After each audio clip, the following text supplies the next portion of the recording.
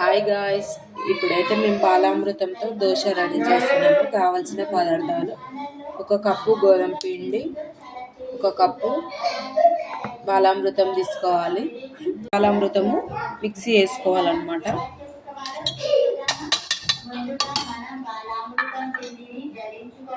అలాగే గోధుమ పిండి వేసుకోవాలి.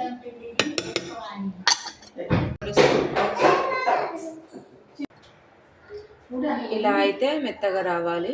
పొడి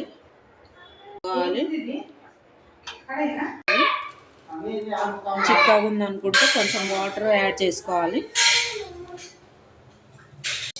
మాకైతే కొంచెం చిక్కగా వచ్చింది, కొన్ని వాటర్ యాడ్ చేసుకుంటున్నాము.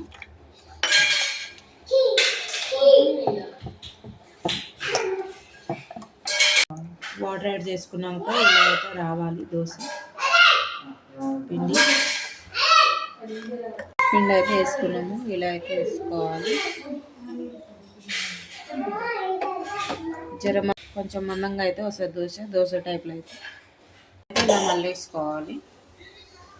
వేసుకొని